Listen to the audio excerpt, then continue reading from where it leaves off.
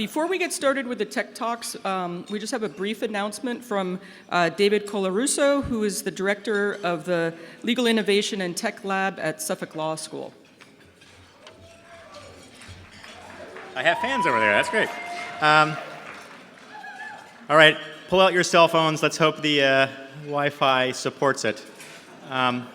Some of you saw the email that went out Friday. We're asking everyone who would like to, we're inviting you to play the game Learned Hands. Margaret Hagan, who is not here, but maybe upstairs, and I put it together as a project. It's an online game for people to train AI classifiers, which can help do issue spotting in lay people's text, which by virtue of who you are, except if you're serving this is where I'm thinking of Nicole again. But it's free to all LSC grantees. So you're doing something that helps the community. So pop that on. When you sign up, you're going to be shown, it's a fun game. You get to do issue spotting. It's like you're back in law school. Or if you've never been to law school, you can experience, it's great. Just click there, and just like in law school, if you're a gunner, there's a leaderboard. Andres Gonzalez is currently at the top. This group has already volunteered over 20 hours. Give yourself a hand. We're at 693,000 points. We want to get to 1 million. We're keeping it open till the end of January, so you have plenty of time. Andres has said he's just playing 5 hours and then he's stopping. So you can catch him, and if you win, you get wireless earbuds, noise-canceling earbuds. So, all right, and if you all actually just signed on now, played for a minute, we'd reach our goal. I hope the Wi-Fi helps us. Thank you.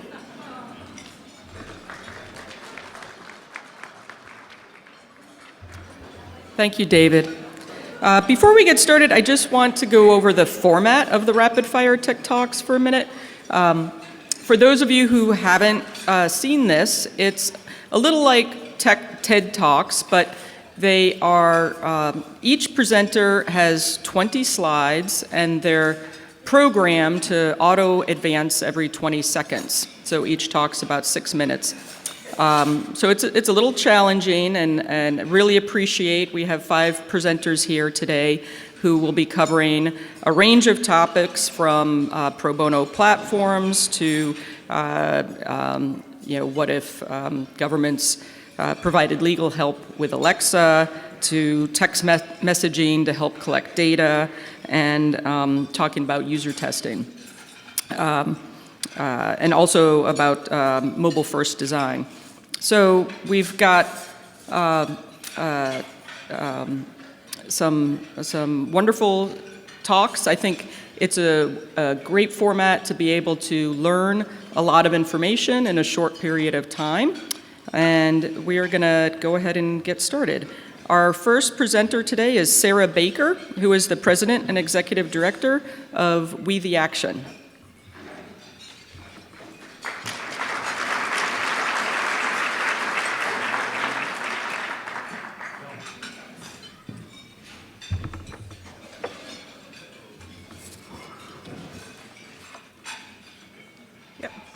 Thanks, Jane. As Jane said, my name is Sarah Baker. I'm the President and Executive Director of We the Action, an online platform that connects lawyers looking to volunteer with the nonprofits that need their help. Whether you're a tax lawyer, a litigator, or a non-practicing attorney, joining We the Action is very easy. You go online, you create a profile, and sign up for projects with a click of a button. For a nonprofit, it's also very easy. You go online, complete a quick application, get approved, and start posting projects to the platform. And no matter what issue you're working on, the environment, education, veterans issues, it is always free. We launched We the Action just over 2 years ago because we saw a disconnect between lawyers who said they wanted to volunteer but didn't actually volunteer. Something was getting in the way, and we wanted to help solve for it. So if you'll bear with me for a second, I'm going to bring all of you with me back to law school, although we were just talking about that. And we're going to have a quick fact pattern. This picture stresses me out, and I graduated from law school 15 years ago. So let's say we have John, and he's a bankruptcy lawyer at a law firm in Ohio. Like 81% of all lawyers, John thinks legal volunteerism is important, but like 55% of lawyers, he admits that he's not actually likely to volunteer. So what's getting in the way?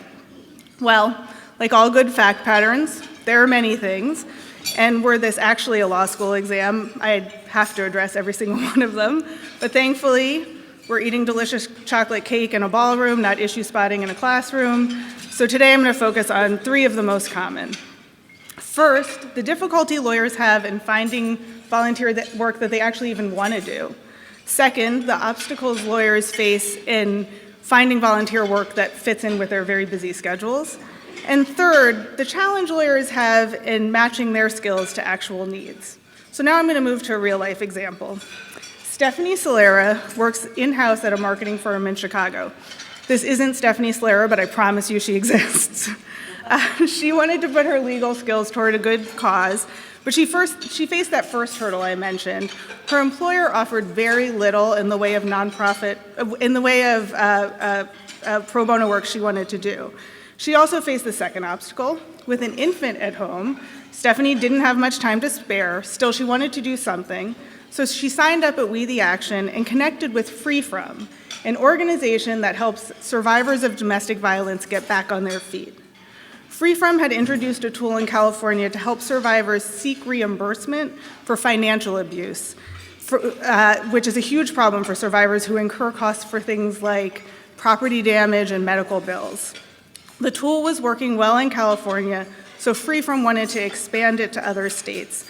But they knew doing so would require a lot of research. So they posted the project to We the Action. Now, Stephanie has always cared deeply about this issue, but she also faced the third obstacle I mentioned. As a non-litigator unable to represent survivors in court, she felt her options for volunteering in this space were limited. But when she saw the project, she was able to finally find a way to help. She was one of 42 lawyers who signed up on our site to research compensation options available to survivors. And she did it in a way that worked for her, in her pajamas, on her couch, in 30 or 45-minute chunks. But those brief chunks of time matter. Last year, Free From's site reached over 150,000 survivors just in California. Thanks to help from lawyers like Stephanie at We the Action, Free From now thinks they'll be able to reach over 1 million survivors a year.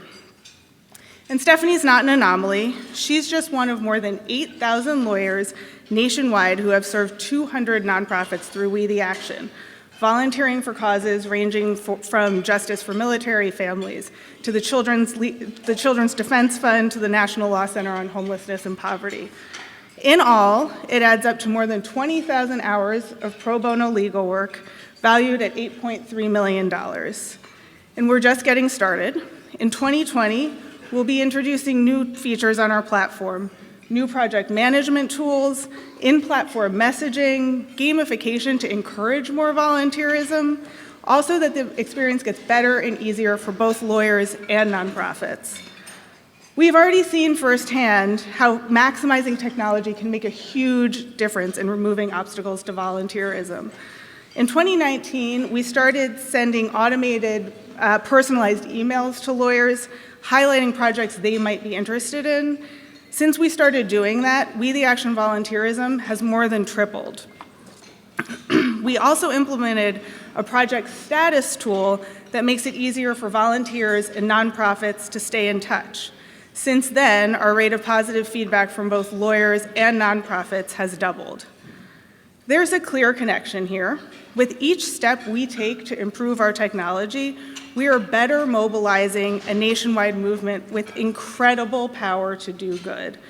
Our profession attracts droves of smart, passionate people from every walk of life, people like Stephanie and like all of you here in this room. But for reasons both practical and personal, many don't volunteer. I believe that people who want to volunteer should be able to help. It's really that simple. So we're making it as easy as possible to bring new people into the fold, help lawyers do work that matters to them, and help nonprofits get the legal help they deserve. To learn more or to join as a lawyer or a nonprofit, you can go to wetheaction.org, or if you want to see a demo, you can stop by and see Katie, who will be at our exhibit table on the plaza level. Thank you, guys.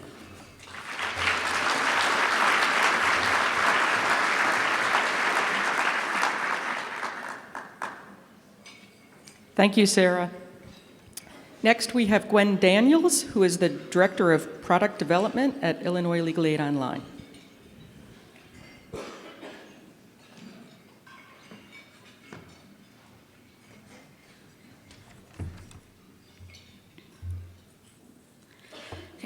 We last redesigned IllinoisLegalAid.org back in 2015 and 2016. At that point, we had about 30% of our users were on mobile. And when we launched that site, we finally had a responsive design, and that was going to solve all of our mobile problems. Yeah, right. Now we are starting our move to Drupal 8, and in the 3.5 years, we've made a bunch of hacks to our site to make the mobile experience better from what we did with an initial responsive design. We've added on a whole lot of new things, and so now we've taken a little bit of a pause to figure out how we can improve our mobile experience for the now 60% of our users who come in through mobile. But stepping back, we also had to look at accessibility standards for websites. The WCAG A3 is the current standard, and it's centered around the idea that websites need to be understandable, operable, perceivable, and robust enough for all users to complete the tasks we expect them to be able to do. This plays into responsive design and mobile-first design in the idea that you can't operate a website on a mobile device if it's designed for the desktop.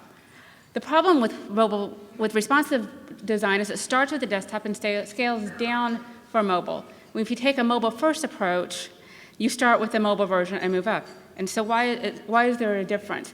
What you're seeing on the screen is a mock-up of what is going to be our new legal guide on our new website for desktop. You'll see there is a left column with content and then a right column with take action forms, and then what you can't see is a related block. With the responsive design, those would just be stacked on top of each other. What we found with user testing is that mobile users can't find the forms or take action section at the bottom. Related, they find just fine at the bottom, but forms and take action articles, they can only find them if we put them up at the top. So by taking a mobile-first approach, we were able to capture that. When we look at how mobile users use the website, it's also really important to look at mobile accessibility. There are a lot of features that exist in mobile that we can take advantage of to improve the user experience and accessibility of our websites that don't exist on desktop.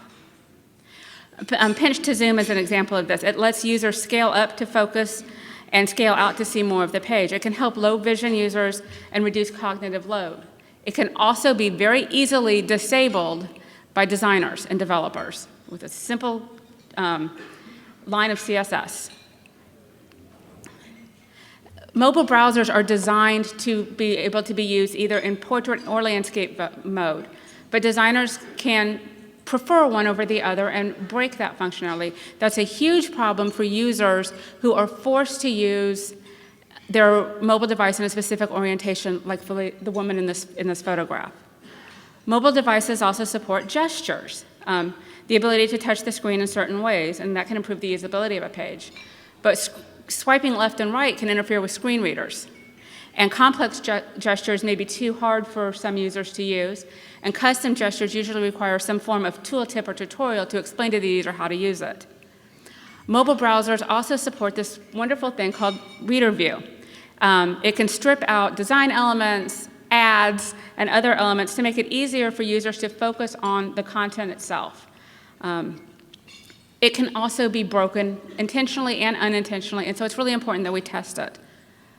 Mobile also has virtual keyboards. When you're sitting at your desktop, you have one keyboard usually, and so it doesn't matter how you enter things. But it's so much easier to enter a zip code or a phone number using a number pad versus the alphabetic keyboard.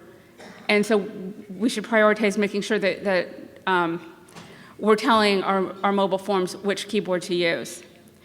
But it's also really important for low vision users and users with dexterity or mobility issues to be able to still use an external keyboard. And so it's important that we test those things as well. And those are some of the key native mobile functions that we can leverage to improve the accessibility and user experience for mobile users. But there are also additional design considerations that affect accessibility generally, but have even more significance on the mobile environment. One of these is that we tend to touch everything on our mobile device. And so if we have buttons that are too close together, a user may accidentally cancel a form that they just spent an hour filling out instead of actually submitting it. The WCAG requires that we design spacing with 44 by 44 pixels, but a better measure is to use 9mm by 9mm, because then you don't have to worry about device differences. Contrast. Mobile devices can be used in all kinds of different lighting situations. They can be used standing under a spotlight or in pitch black darkness. And so we really want to should try to aim for the highest AAA standard contrast ratio in the WCA3 guideline to ensure that our sites are useful for everybody. Most of us use hamburger menus on our mobile devices. Without special markup, screen readers see hamburger image. They don't see a menu. And if we do put the right markup in there, they see navigation. And so when we are talking about those menus, it's important to say hamburger or navigation menu for screen reader users. We also like to rearrange things on mobile forms because the screen width is so much different than on desktop.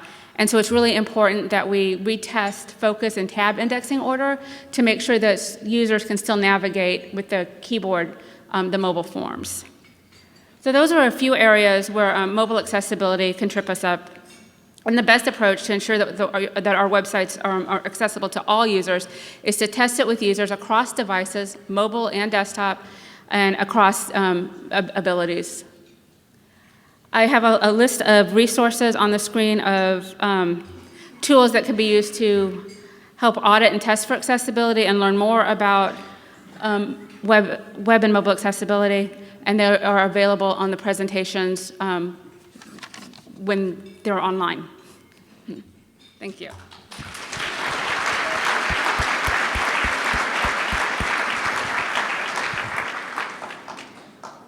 Thank you, Gwen. Next, we have Tom Martin, who is the founder and CEO of LawDroid.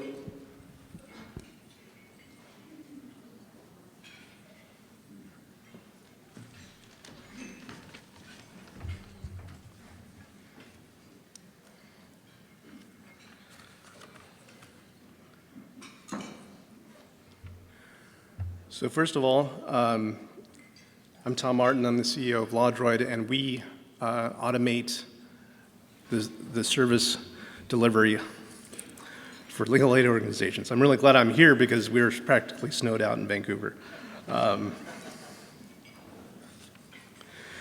So it started with a parking ticket. In 2015, a young man in London, he created a chatbot that helped hundreds of thousands of people appeal their parking tickets. And I remember reading the news article about that and thinking, this changes everything. My view is that what we do as lawyers can be divided into three categories. You have legal documents, legal advice, and court advocacy. He successfully automated advice and documents, and 2 out of 3 ain't bad. So the question we have is, what if governments could provide legal advice via Alexa? What are the challenges we currently face, and how would they be surmounted with this solution?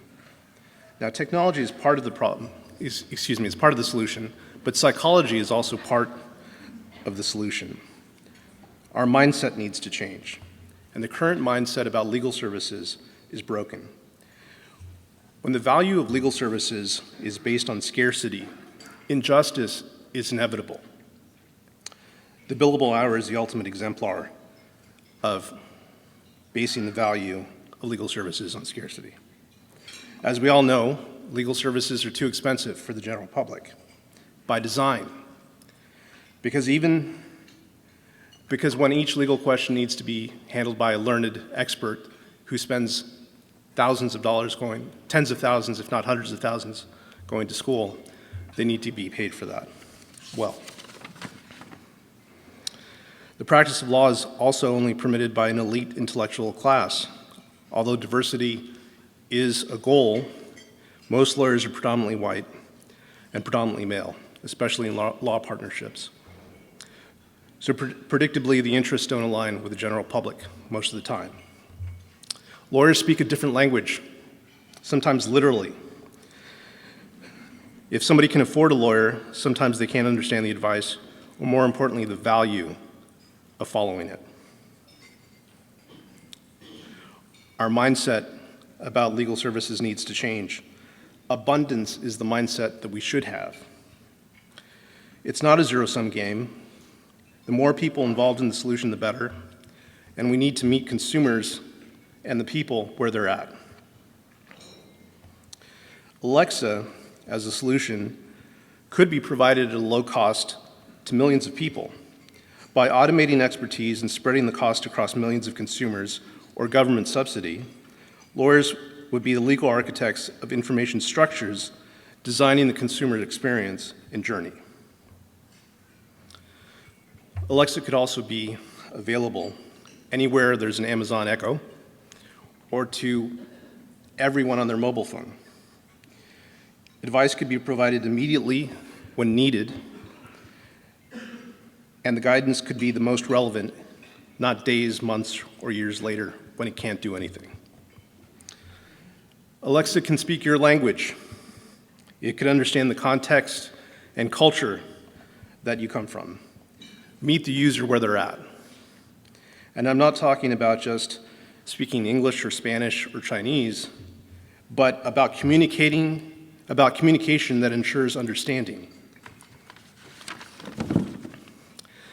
Yet every cause has an effect, and all are not necessarily for good. If we change to this type of system, how would this brave new world treat the people that use it?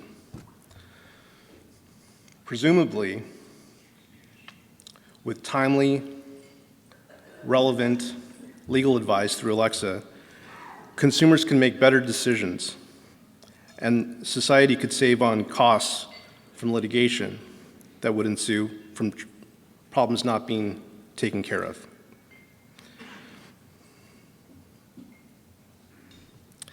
Studies conducted by legal insurance companies show that employees that receive early advice are able to perform better, be more productive, and happy on the job. But unless the quality of Alexa advice is ensured, that might be a false sense of security. Another potential consequence is loss of privacy. Legal by Alexa will capture every person's darkest, deepest secrets. Can we trust the system? With data breaches announced almost on a daily basis, can we stomach our information being held by the all-seeing service? So what if governments provided legal advice through Alexa? The problems are real, the solutions are possible, but will the benefits outweigh the costs? Alexa can offer a solution for the masses. Fear leads to scarcity. Fear of change, fear of imperfection, fear of disaster. We need to understand that scarcity is our own perception, and we can change it.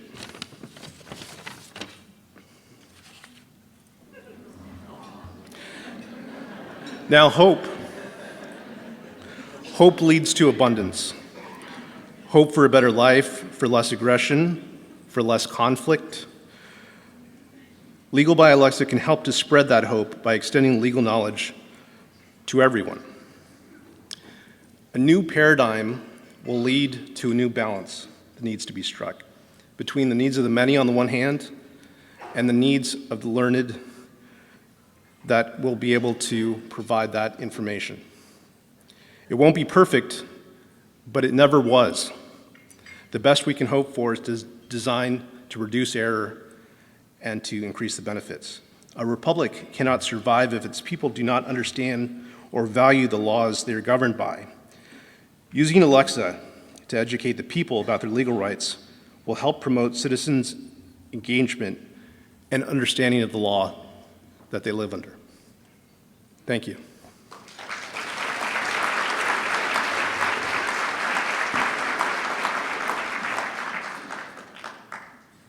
Thank you, Tom. Now we have Mickey Nakamura, who is a law student at the William S. Richardson School of Law at the University of Hawaii at Manoa. And last summer, she was also an Access to Justice Technology Fellow.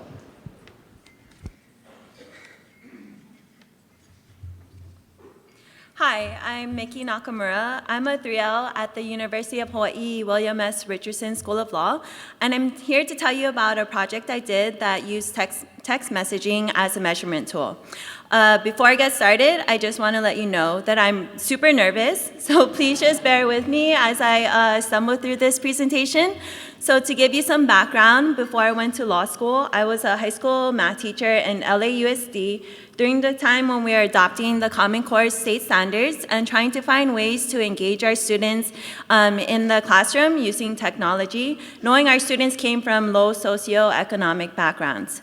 I went to law school, and after my first semester, I was completely intimidated by my peers, and I was trying to find a way to bridge my background with this new legal career, and I found the Access to Justice Tech Fellowship Program. There, I was hosted by the Legal Aid Society of Hawaii, and during the time, I was trained online through ATJ, and I was working on various projects at Hawaii Legal Aid. One of the projects I got to work on was the Community Navigator Project. The Community Navigator Project is a part of Hawaii's Justice for All initiative, designed to bridge the barrier to accessing legal help because of the ethnicity, income, race, age, and geography. What makes this project novel is that those who are already sought out by their peers are trained to provide legal and relevant information rather than training individuals and sending them out into the community. So my part of this project was to create this measurement tool to gauge the effectiveness of this sort of relationship. This meant collecting data on interactions between community navigators and the people who sought them out.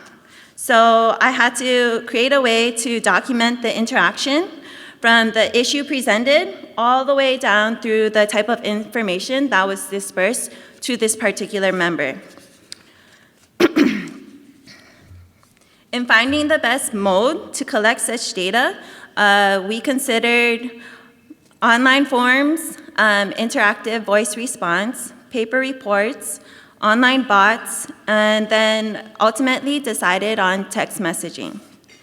As a measurement tool, it's designed to simply collect data rather than incentivize action.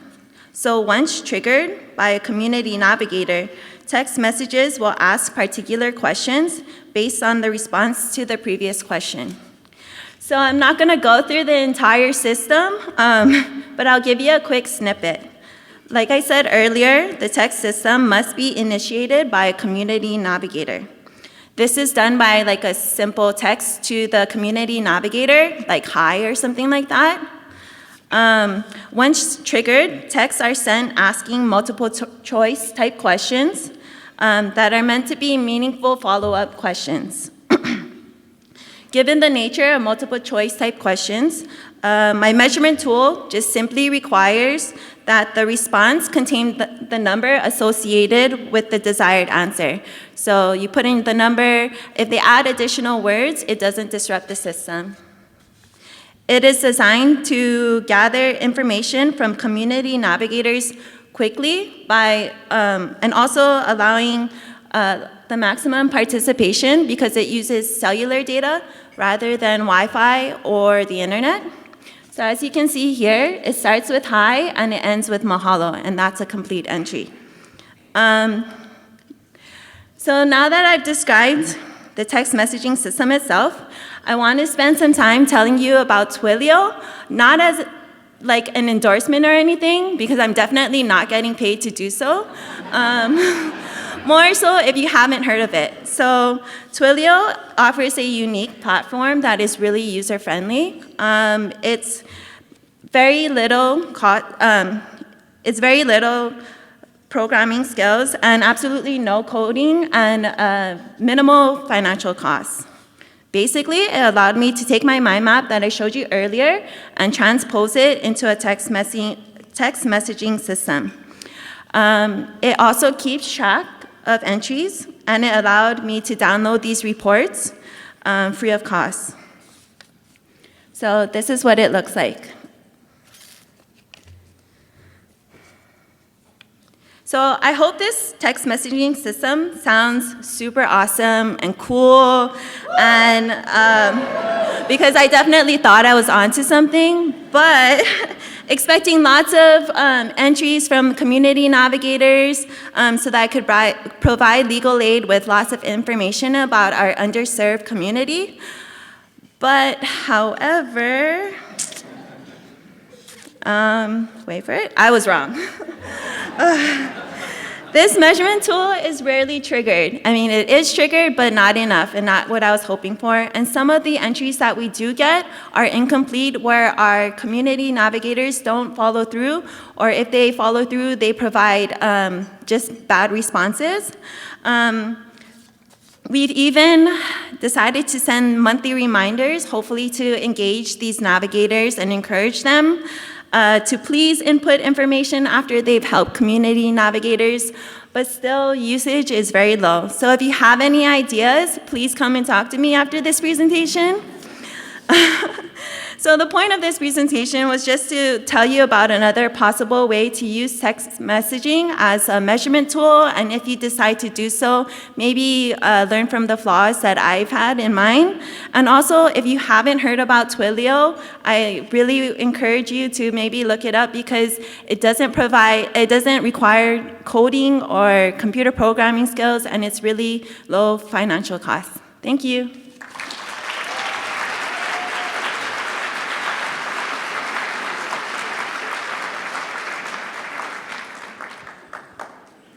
Thank you, Mickey. And our final presenter today is Angela Tripp, who is the Technology Grants Coordinator and Director of Michigan Advocacy Program and Michigan Legal Help. Thank you, Jane. So we all know that we need to do more user testing, but maybe you're not sure where to start. This year, LSC is going to help you gain expertise in user testing through a TIG project, making training and one-on-one assistance with user testing available to people like you. In the 6 minutes I have, I'm going to talk to you a little bit more about the project and how you can get involved. But first, what is user testing? It's getting input from your end users throughout development of your online tool, your court process, your web design, or whatever you're building, but before you finish. Otherwise, you end up with something like this. You have fancy plans to build a rocket, you settle for something less, but what your end users wanted was really just a bike and a ramp. In these few minutes, I'm going to give you a quick intro to user testing using the news reporter style questions you remember from your youth, the who, what, when, where, why. And then I'm going to talk a little bit more about about our TIG project. You're going to walk out of here knowing why regular user testing is so important and how you can learn more about doing it. We begin with the who. Ask yourselves, who should be user testing? Do you maintain a website? Do you run a courtroom? Do you resolve people's disputes online? Do you design interactive tools or maybe content to help people resolve their own legal problems? Do you design something to be used by anyone other than your team? If the answer is yes, you should do user testing. There are many different kinds of user testing, and what you need depends on what you're testing. It can be long or short, on paper or online. Here are two quick paper examples we've used. Our card sort helped us understand how people categorize their own legal problems so we can organize information on our website. The second was a piece of paper that we used to help decide where to put a button. Two other common kinds of user testing are A/B testing and observational. These are longer and online. Minnesota Law Help did A/B testing to try out a new button, and after just a month, they saw a 700% increase in clicks on that blue button. That was really useful. Observational testing is when you give people tasks and watch and listen to them do them. When should you user test? When you first have the idea for a project or a solution to a problem? When you have a pilot version? Before the pilot? right before you launch, after you launch? The answer is yes. Do user testing at every stage if you can. It prevents headaches, complications, and explaining to LSC why you need to modify your milestone yet again. You can do user testing anywhere. We've done it at libraries, self-help centers, Pride, the farmer's market, and ice cream store. We tested our food stamp calculator at the farmer's market where people can double up their food stamp bucks and gave people tokens to buy fresh veggies. We did outreach at Pride in addition to user testing. One reason people don't user test is a fear that you have to get information from a ton of people. Good news, experts agree that you only need to talk to about 5 to 7 people to do user testing. With 5 people, you almost always get close to the cost-benefit maximum for user testing. But you've got to make sure your 5 to 7 people are from your audience. So why? Maybe you've had debates like, should we include a date on our online content? Does it make it seem more important or less? We put it to a user test, and as you can see, it doesn't matter. 2 people thought it made it more trustworthy, 3 people thought it was less, 5 didn't care. Or maybe you've had this frustrating occurrence. We have an online tool we get a ton of feedback on it. Half the people love it, half the people hate it. We did observational testing and we finally figured out what it was that was causing a problem for so many people. We fixed it and haven't gotten any more negative reviews. Another thing we user tested was whether or not to include the pop-up on-ramp to the Guide to Legal Help on the mobile version, like we do on desktop. We tested it in 2017, people didn't like it, it felt spammy. We tested it again in 2019, people thought it was great. Tastes change, and people's uses change, and we need to change with them. These questions are important because we all want to deliver the most useful content to the public and give them the best experience, no matter what kind of services we're providing. You can sit around debating these questions with a small group of insiders, or you can go to your users and find out what they think, want, and need. You'll be amazed at what you learn, and you're also doing great outreach at the same time. But isn't it hard, expensive, and what if I don't like talking to strangers? It's not hard once you get into the swing of things, and we're going to be building a lot of tools to help you. It's not expensive either. We usually give out $15 to $20 gift cards depending on the length of the test. And if you make a sign like these, you don't have to talk to strangers. They'll come up to you. Oh, this one didn't transfer well. So we have 4 objectives. How do you do this? You can jump right in, and we're here to help. This is inspired by the Plain Language TIG, so shout out to Jeff Hogue. We're going to give training to folks like you. We're going to have experts review your work. We're going to do an online training course.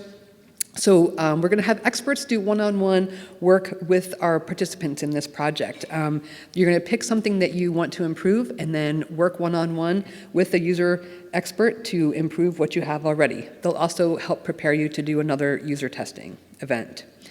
This will all be done in conjunction with an online training course that will be an intensive course covering user experience design principles, user testing design and execution, and how to interpret what you have gained from user testing to improve your product, whether it's a website, interactive tool, courtroom process, video, or something else. The third step is that we're going to share everything that we learn through the first 2 stages with everyone that we know at conferences and events like this. We're also going to encourage our participants to share what they've learned with others in their local communities. But I'll be honest, my favorite part of this project is the user testing event that we're going to hold next year at ITCon that I'm tentatively calling Testapalooza. Every project participant will design and execute a user testing session to be held at this conference next year. We're going to bring in a bunch of end users who can participate in a couple different tests, and all the folks will be able to work together to discuss what they found and interpret those findings. So the way that you can get involved is to watch your email. I'm going to be asking for participants. In quarter 1, we're going to find our experts, and in quarter 2 of this year, we're going to do that individual expert review. The training will be quarter 3, and in the 4th quarter, we'll be getting ready for Testapalooza 2021 to be held here, so don't be left out. Thank you.